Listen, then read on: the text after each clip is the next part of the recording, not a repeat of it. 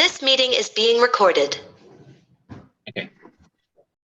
So today we'll be continuing discussion from text 16th onwards from the 10th chapter of first canto of Bhagavatam. Prasada shikararudham kurunaryo didrikshayam vibrishu kusumay krishnam prema vrida smitekshana. Out of a loving desire to see the Lord, the loyal ladies of the Kurus got up on the top of the palace, and smiling with affection and shyness, they showered flowers upon the Lord.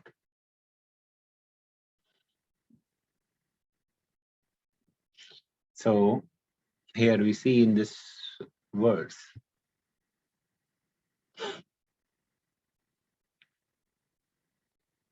the ladies in Hastinapur, they did not rush to the Lord, although it is natural for the living entities to be attracted to the Lord. The ladies, though in actuality the part and parcel of Krishna, they still followed the social etiquette and they climbed on the rooftops of the palace. It says particularly here, that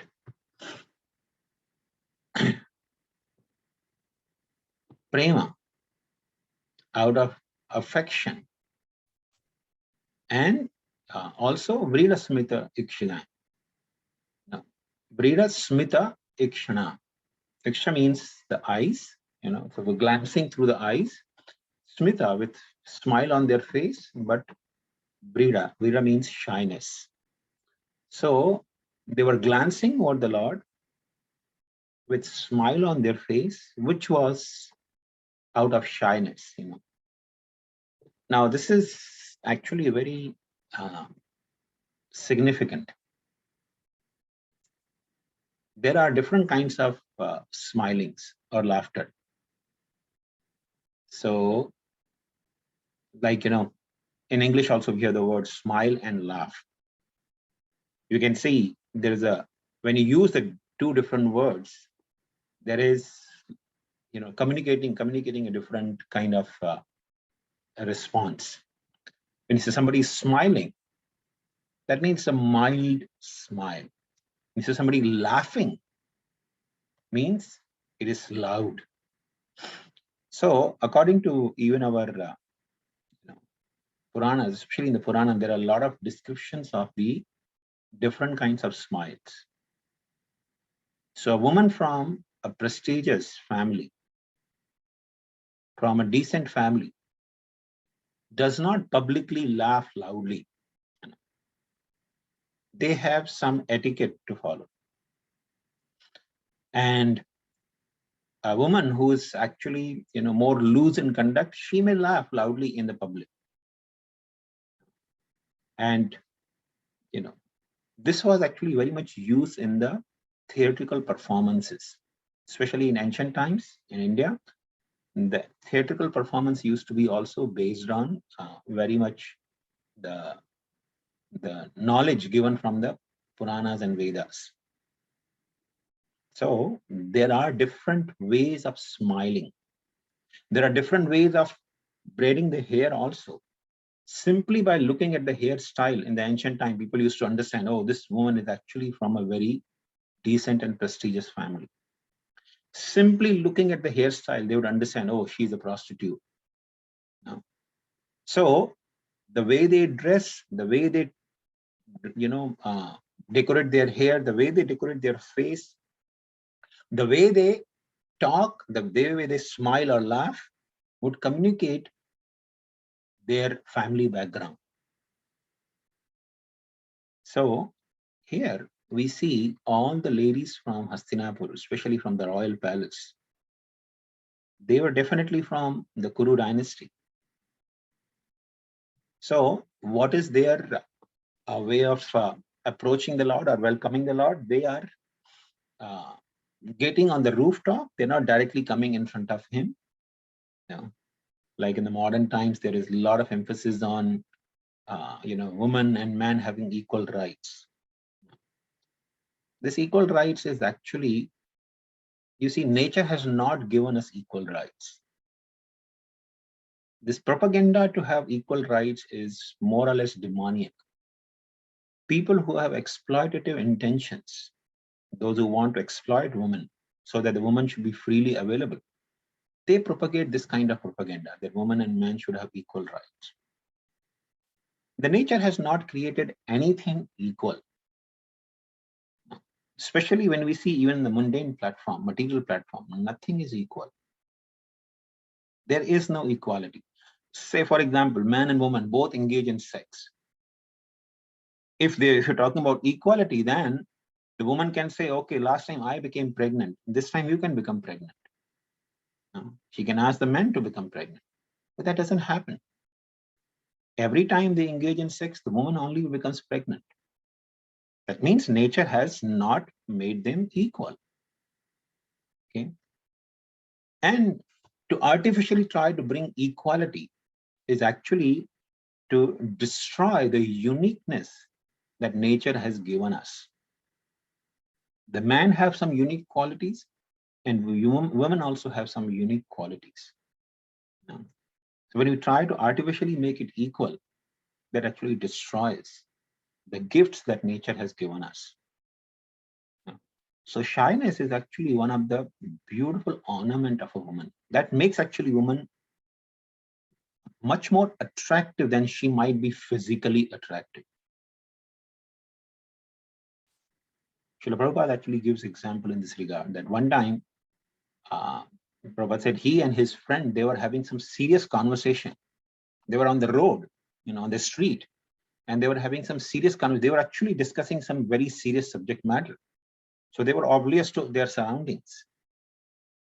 And there was a sweeper lady who wanted to sweep the street. She was having her head covered. This is in India, we're talking in early, 20th century. So she was having her head covered and she was sweeping the street. She did not come and talk to them that, oh, please move aside. I need to clean the street. No.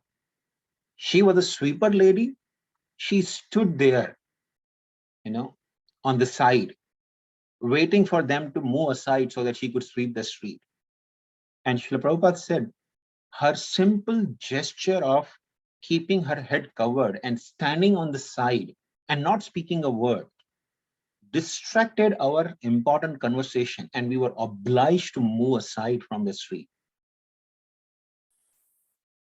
You see, this is actually the ornament of shyness. It attracts the attention of, even the person, who may be, involved in very important conversation, or, maybe one highly prestigious person. Shyness is something that attracts the attention of everyone. Especially the woman becomes much, much more beautiful simply wearing that ornament of shyness. Unlike the today's, the modern concept is in the name of equality and freedom. Now, that ornament is being destroyed. And the demonic people, they think, that women roaming half naked on the street actually makes them appear beautiful. But that actually destroys the beauty.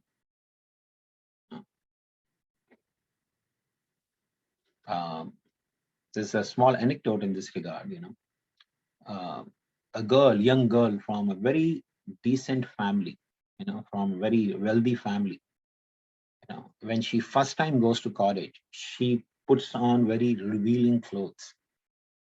Although her father was very conservative, he didn't say anything. But, he wanted to teach a lesson to his daughter. So he gave her a very precious jewel necklace, a very precious diamond necklace. So in the night time, when she was putting the necklace away, she was putting in a very, secured place, that even though they're in the home, but she was trying to put in a secured place. So the father said, why you are putting in a secured place? She said, because this is so costly, this is so precious. You have spent so much money on this. So the father said, well, if you think a precious thing should be preserved and stored very nicely, this body that you have is actually much, much more precious. Probably, millions of times more precious than this necklace. And you shouldn't be exposing this to anyone and everyone. So this is actually the true civilized society, where men and women, they have the ornament of shyness, especially the woman. She appears very beautiful with the ornament of shyness. And even men used to be, decent men used to be always shy. They would never be bold and approaching the woman. This was never the custom in the Vedic culture. I remember, when we grew up, we had even a separate school. We had a boys' school and there was the girls' school. So the school, there'll be only girls in that school. And the boys' school, there'll be only boys in that school. That may appear to be, in modern times may appear to be so, what is this nonsense? They think this is nonsense, why there should be separate school for boys and girls. But there was a reason for that. So the boys were also shy. I mean, I remember, even when we were in the college, the boys and girls would be together, but we'd never have, guts to just approach any girl and, like nowadays they say, okay, propose any girl. We never had that kind of guts to do something like that. So when there's a shyness, that actually keeps the society beautiful. The man and woman both appear to be very beautiful. So the ladies, they actually, although they were actually, irresistibly attracted to Krishna, the Supreme Lord, they still got on the rooftops, and from the rooftop, they were showering flowers on Krishna, and affectionately, with shyness, they were smiling, glancing on the Lord. We go to text 17. Sitata patram jagraha muktadhama vibhushitam ratnadandam gudakesha priya priyatamasyaha. At that time, Arjun, the great warrior and conqueror of sleep, who is the intimate friend of the most beloved Supreme Lord, took up an umbrella which had a handle of jewels and was embroidered with lace and pearls. So Arjun is taking up umbrella. Holding an umbrella for someone is actually the gesture of showing love and also respect for someone. You'll see sometime, even in our society, when the spiritual master is coming and it's a sunny day, so devotees sometimes hold an umbrella. Or even sometime when there's Jagannath Rath Yatra we have here, especially in LA, there's a Rath Yatra. Whenever there's Rath Yatra, so when Lord Jagannath is being put on the Ratha, I've seen in some places, I think in LA or somewhere I've seen here, they would actually hold a beautiful decorated umbrella. It's a special umbrella. It's not like a rain umbrella that we hold. They have a special umbrella, which is very much nicely decorated with embroidery and everything. So they hold that umbrella over Jagannath or this Subhadra so that they should not have any direct sun, to shade them from the sunlight. So it's a gesture of showing respect and also showing love for someone. Like, And especially here it says that umbrella was actually bedecked. The handle was bedecked with jewels. So having the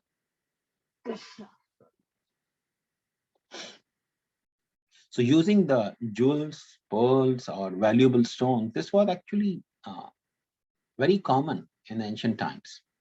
These were the symbols of luxury. Nowadays, people think having, the tin car, with more electronic, digital gadgets, is the symbol of, luxury. Or people think, having more and more gadgets in your home is actually Someone is at the front door. Is considered the symbol of, the luxury. But actually, the luxury used to be when there would be gold, pearls, jewels, or valuable stone, they were used. Srila Prabhupada actually mentioned in some of the lectures, he said, the real luxury was, or real wealth was considered when the women were decorated with beautiful ornaments. The gold earrings, or the diamond, nose rings, or, having the gold and valuable stone bangles. Having the gold and, the precious stone or diamond jewelry was considered the opulence. And nowadays people wear, plastic jewelry or imitation jewelry. I remember, a few years ago when one time I was in Udupi. Udupi is one of the small townships in South India. So I remember I was in Udupi and I was spending a few days there. Every day I would go in the morning to the temple. Okay. I would see even the poor person visiting with his wife to the temple. The wife would be coming loaded with golden jewelry. They would wear so much gold while coming to the temple. And they would have nice gold, big earrings, and 2-3, gold necklaces when they come to temple. Even an ordinary clerk's wife would be wearing nice jewelry. Now, practically everyone who came to the temple, not everyone was wealthy, of course, but everyone who came, all the women were wearing nice gold jewelry.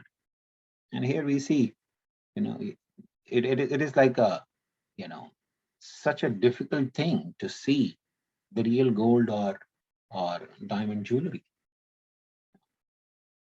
In fact, if somebody has, they spend most of their, jewelry and everything is kept in the bank lockers.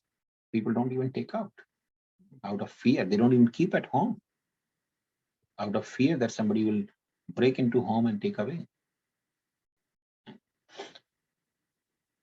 And this is actually the collective consciousness of the people all over the planet.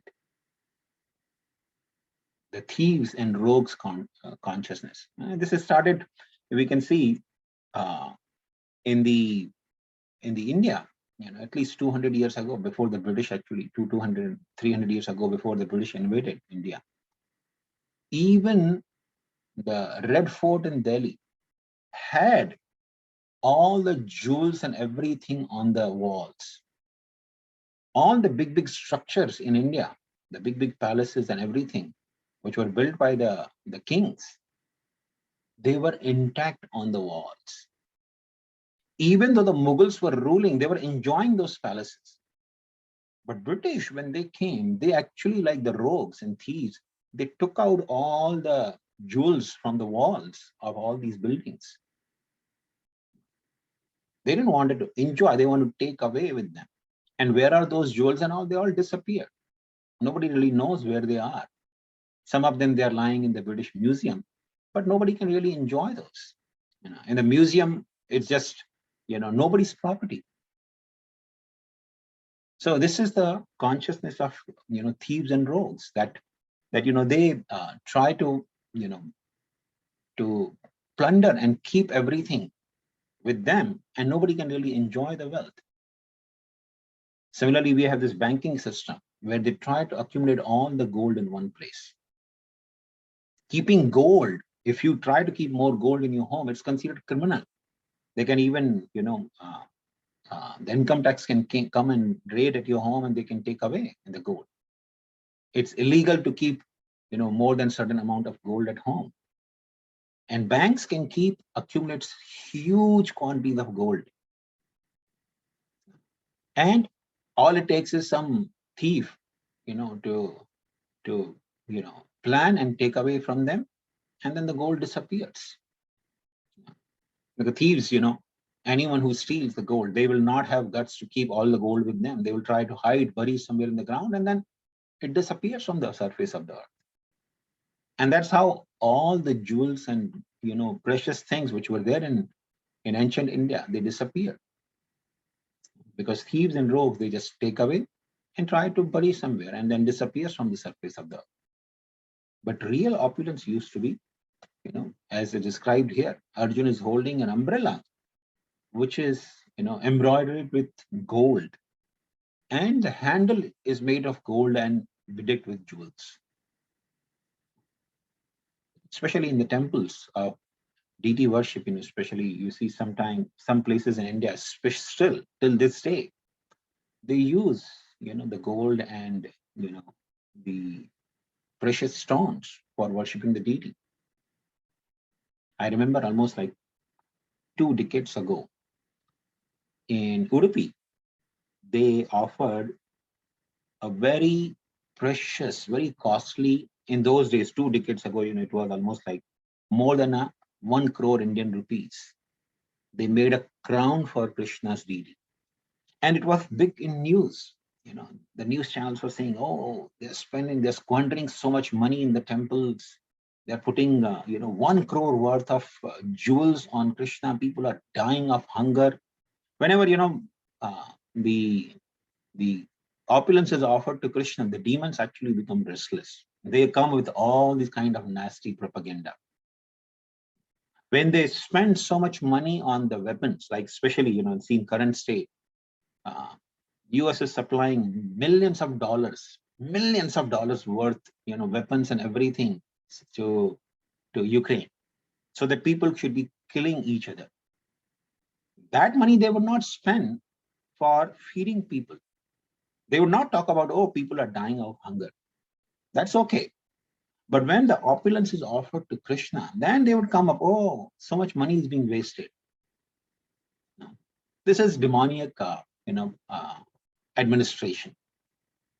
So there was a lot of propaganda in the news. Oh, this is so nonsensical. This is outrageous that they are offering such precious stone, such costly crown to Krishna. And Krishna is nothing but a deity, it's stone.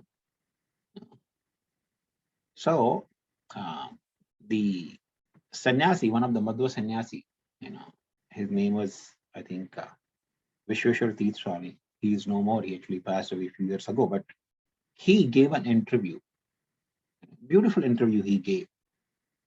And I'm not able to recollect exactly, but he made a beautiful point there. He said, he made the same point that whenever you have, the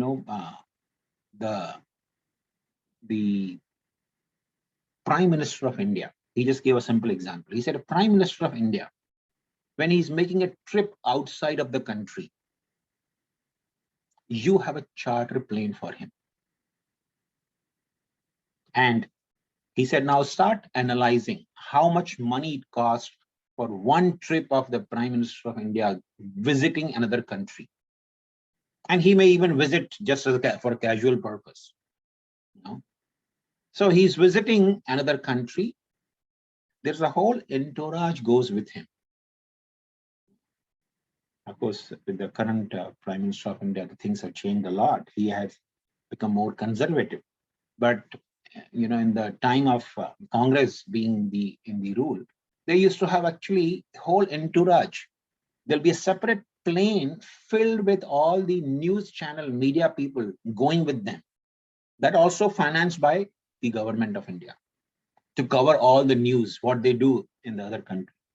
Although they may be just going and playing golf or doing all kind of nonsense, but still the media has to cover everything. So all this media airplane goes with them. And then the prime minister has his own plane goes with him. And they go and stay in most costly hotels, the most costly food they eat. And who is this prime minister? He's just a human being like you and me. Tomorrow he's not chosen by the votes, he'll be out of his power. He'll be kicked out of the say in the US you say in White House. If he's not chosen, he's kicked out of the White House. Another person takes over. So he said, in just one trip, you spend much, much more, many crores of rupees you spend, one prime minister or some minister going out of India, visiting another country. That time you don't talk about poor people dying out of hunger. And all the media people were actually zipped. They had no answer.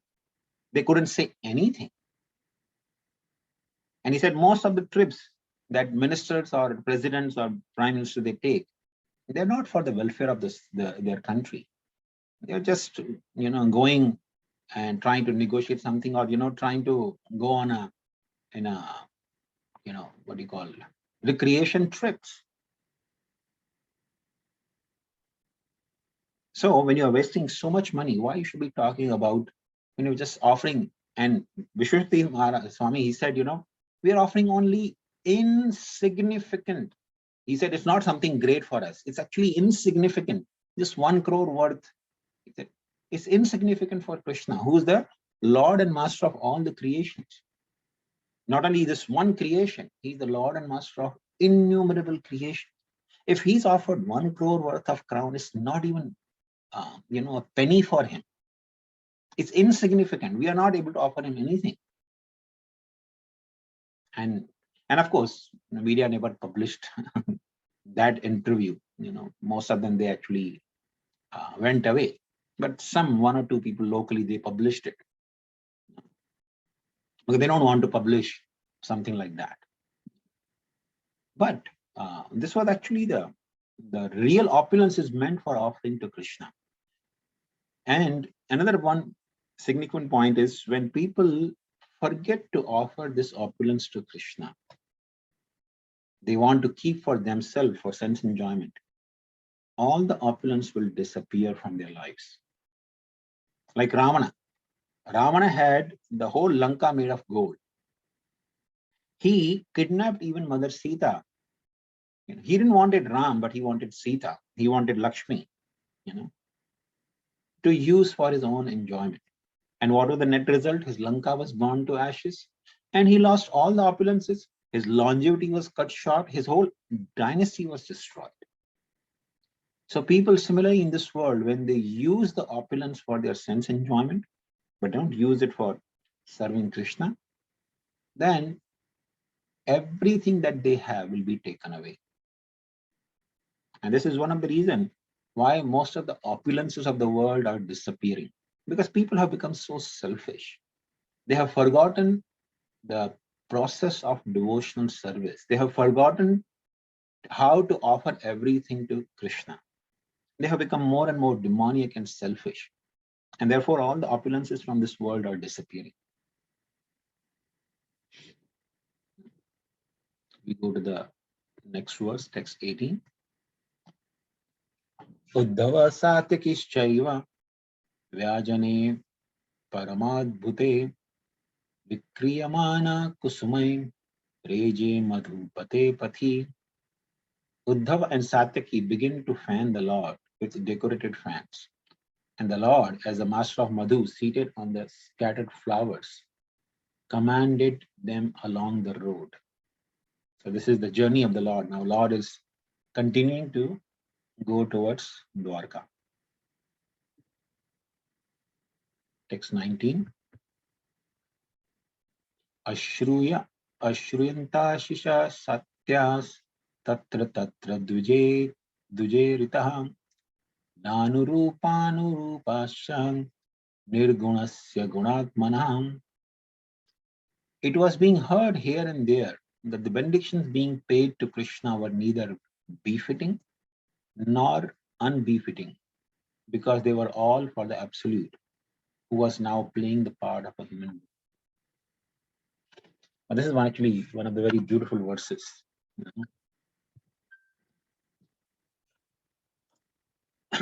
Ashruyanta.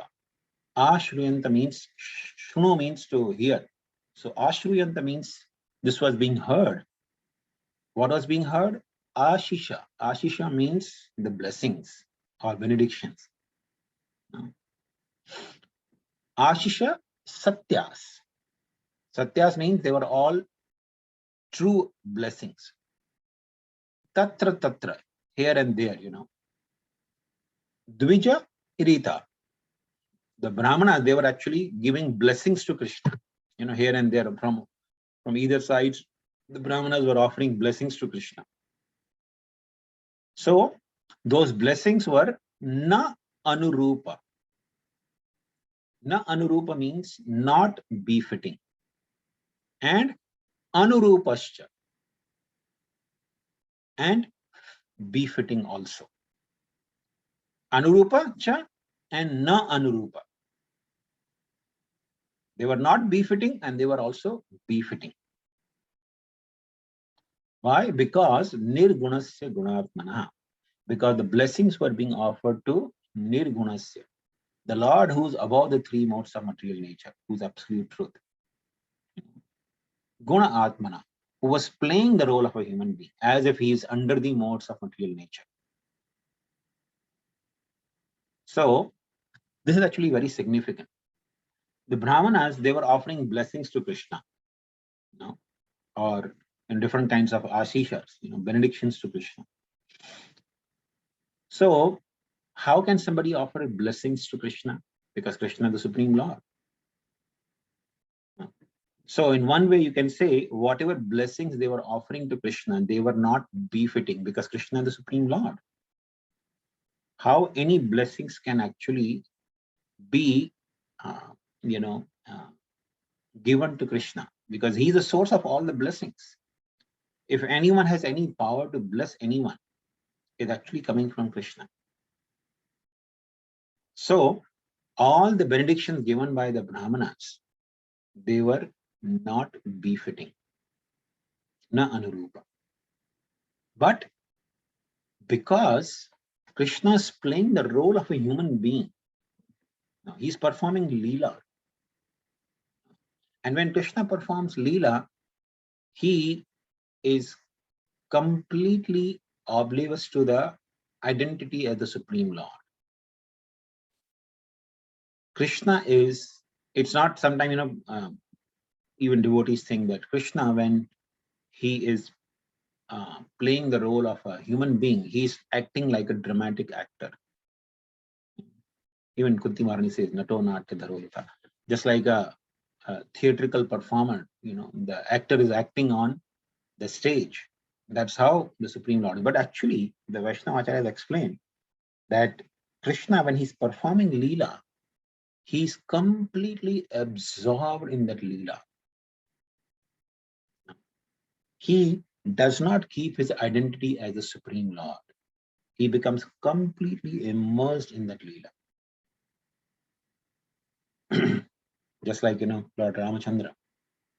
When Mother Sita was kidnapped by Ravana, Lord Ramachandra was, behaving like a completely bewildered person.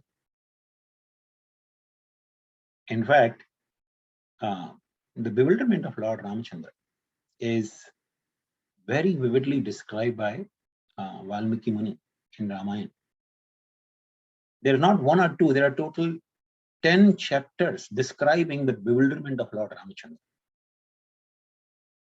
Like you see, ordinary person, if his wife is kidnapped, he will go probably to a police station and register a complaint and, even give in the media that, okay, my wife is, somebody is seen, please report here and there. But Lord Ramachandra, he is asking the trees. He's asking, different trees. He's actually calling out the different trees. He's saying, Kadamba tree, my dear Kadamba tree, your flowers are so dear to my wife, Sita. Have you seen Sita anywhere? He's asking the river. He's asking the animals. Now, where do you see, if the person loses his wife is kidnapped, he'll go and ask the dog, hey, have you seen my wife? No. But Lord Ramachandra is behaving in this bewilderment, and lamenting over the loss of Sita. So only foolish people may think that, oh, Lord Ramachandra is actually an ordinary human being. What to speak of, people in this world, even demigods, even Mother Uma, she was bewildered. The Dakshayani, the Mother Sati, she was bewildered seeing Lord Ramachandra in that state. So much so that she wanted to test. She couldn't be convinced by even Lord Shiva, that Lord Shiva told her, no. He was offering obeisance to Lord Ramachandra. So Mother Sati, she thought, what is wrong with my husband? This person is lamenting for his wife, so badly. How can he be supreme?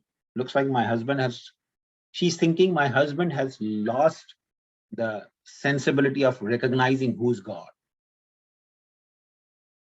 This was the power of Lord Ramachandra's Leela in bewilderment, that it bewildered even Mother Uma. Mother Sati was bewildered. And she wanted to test. In spite of Lord Shiva telling her, don't try to test him. He is the Lord. He's always the Lord of our life. He can never be put into bewilderment. She still went. She took the form of Mother Sita.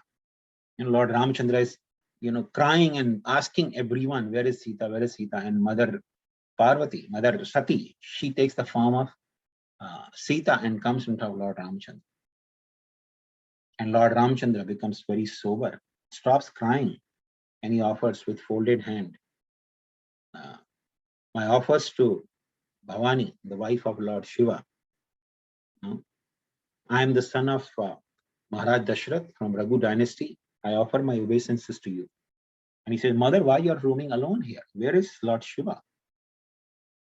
And she is in the form of Mother Sita. And she was ashamed. She was very much ashamed. She understood, and the position of Lord Ramachandra. So Lord Ramachandra, so when the Lord performs Leela, he completely keeps his identity aside as the Supreme Lord. He behaves exactly according to the role. So because the Lord is Nirgunasya Gunatmana, he is playing the role of a human being. Those blessings were actually befitting also for him. Not that the Lord is in the need of such blessings or benedictions, but because he's playing the role of a human being, he accepts such blessings and even sometimes curses. The Lord accepts curses also, like in the battlefield of Kurukshetra. Gandhari, she cursed Lord Krishna. I curse you that, your dynasty will also be destroyed like our dynasty by fighting with each other. And Lord Krishna accepted that curse. He did not retaliate. He is the Supreme Lord. He can negate all the curses, but he accepted the curse. So the Supreme Lord, he accepts the blessings and curses like an ordinary human being. But such curses and blessings, they are befitting as well as not befitting for the Supreme Lord. So this is the beauty of this verse, is describing that Supreme Lord. He's not subjected to any blessings, but at the same time, all the blessings are very much befitting, to the Supreme Lord. So with this, I think we'll stop here. If anyone has any questions, you may ask.